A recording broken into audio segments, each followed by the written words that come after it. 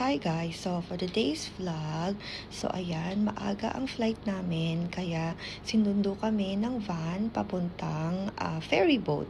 So ayan, eto yung ferry boat.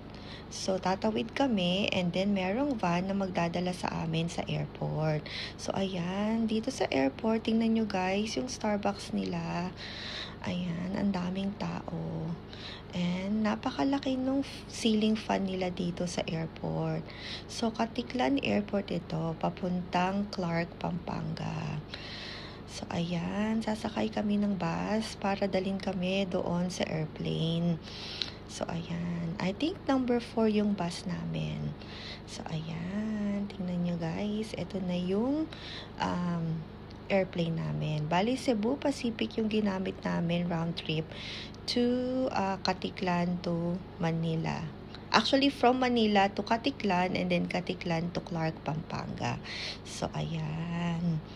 So, comment down below kung ano yung experience ni dito sa Cebu Pacific. So, ayan.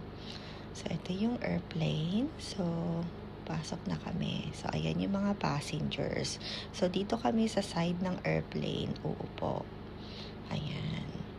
So, ayan guys. So, lakad-lakad. And then, ayan, nandito na kami nakaupo. Ayan, si G-Style at si Jiro at si Kuya Gab. So, ayan, magkakatabi kami. So, ayan, nag-aantay na lang kaming mag-take off yung airplane. So, ayan, guys. So, after 45 minutes, ayan, nakarating na kami dito sa Clark, Pampanga.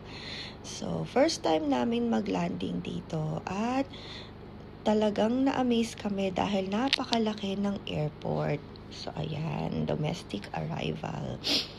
So, kukunin lang namin yung suitcase ni G-Style. Kasi kaming tatlo, nila Kuya Jiro at Kuya Gab, naka-backpack lang kami. So, ayan, tingnan nyo naman, napakalaki ng airport. So, punta na tayo sa baggage claim. So, medyo malaki lang talaga tong airport. Ayan. Ayan yung sign papuntang baggage claim. So, ayan. Napakalaki ng airport talaga. Kumpara dun sa mga terminal or airport sa Manila. Ayan. So, marami pang shops na hindi open kasi bago lang talaga tong airport dito sa Clark. So, ayan. Tingnan nyo guys, diba? So, parang walang tao. Pero, ayan. Nagsisidatingan na sila para i-claim yung mga suitcases nila. So, ayan. Napakalaki ng sign ng arrival. Ayan. So, kukuha lang tayo ng cart. Or, habang inaantay natin yung ating suitcase ni G-Style. So, ayan. Finally, nakuha na ni G-Style yung suitcase niya. At tumawag na rin si Kuya Pao na nandito na siya. So, ayan, si Kuya Pao, sinundo kami. At dala niya yung kanilang artista van. So, napakaganda nitong van nila. So, ayan, tingnan mo naman, napaka-relaxing. Diba, guys? So, dito kami dinala ni Kuya Pao sa Mila's Tokwat Baboy. Ayan. Sabi ni G-Style, sikat na sikat daw itong si Manang Mila. Ayan. So, kasi daw nagugutom na daw sila. So, ayan. Ito yung picture ni Manang Mila. Ayan. Ayan yung kanyang sikat na tokwat baboy. At meron din siyang tinuguan, chicharon bulaklak, sisig. At ito yung parang celebrity guest na kanyang mga pictures na mga artistang pumunta dito at kumain. So, ayan. Parang memorabilia. Ayan. So, naka-order na kami at inaantay na lang namin yung food. So, ayan. Nagkukwentuhan na sila. So, ayan, kung ano yung mga ginawa namin sa Boracay. So, eto na yung mga in-order namin. So, tingnan nyo naman, ang dami. At mukha talagang napakasarap. So, ayan. Nag-start na kaming kumain. So, ayan. Merong sisig, syempre. Ayan. So, 2 sisig yung in-order nila G-Style. Pero, nagdagdag pa sila niyan after. I think ito yung chicharon bulaklak. So, ayan. After namin kumain, ayan, nagbayad na si Kuya Pao. At tuwang-tuwa ako kasi tinawag ako ni Kuya Pao dahil may dirty ice cream dito, guys. Tingnan nyo, ang saya-saya ko, diba?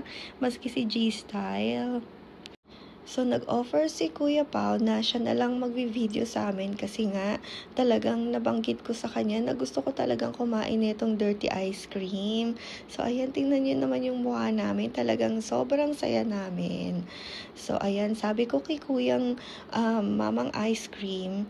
So, ayan, sabi ko yung ano na lang sa akin, lahat ng flavor para naman matikman ko. So, ayan, tingnan nyo naman, diba?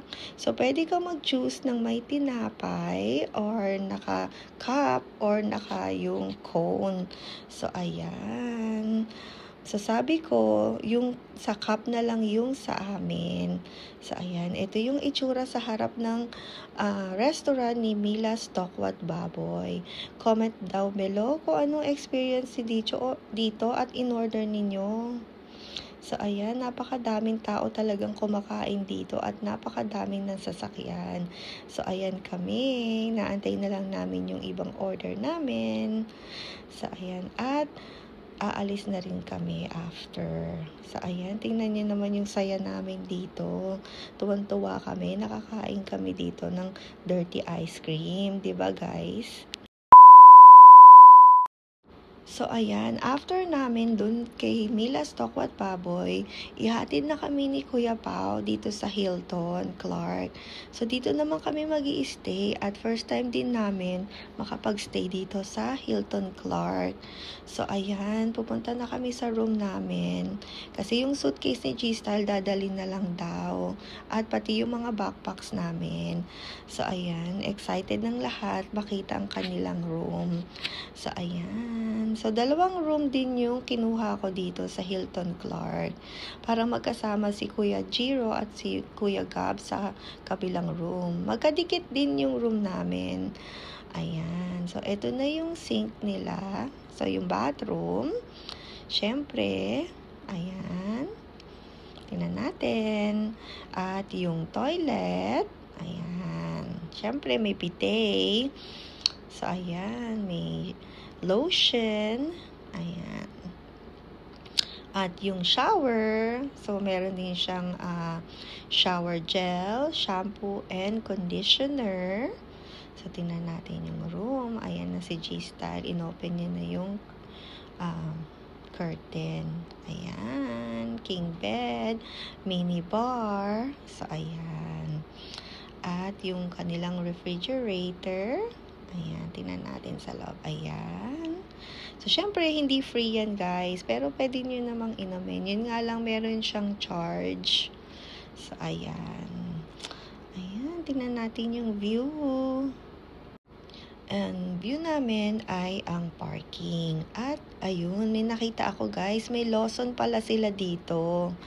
So, ayan. Puntahan natin sila Kuya Jiro. Ayan. Connecting room kami. So, ayan. Katukin natin sila. So, ayan. Ayan. Ang mga kuya. At, nandito na pala si G-Style. So, hindi ko alam at di ko napansin na pumunta na pala siya dito habang nagvi-video ako. So, ayan yung kanilang bed. At si Kuya Gab, ayan. Siyempre, meron din silang sink, meron din silang toilet. So, ayan. Ayan, tingnan nyo. At ako yan, guys. And shower, siyempre. Ayan. At meron din silang safe. Ayan. Ayan. Pwede kayo maghang ng yung mga damit dito, guys. At ito naman ang yan, meron silang robe, pwede ka magplansya.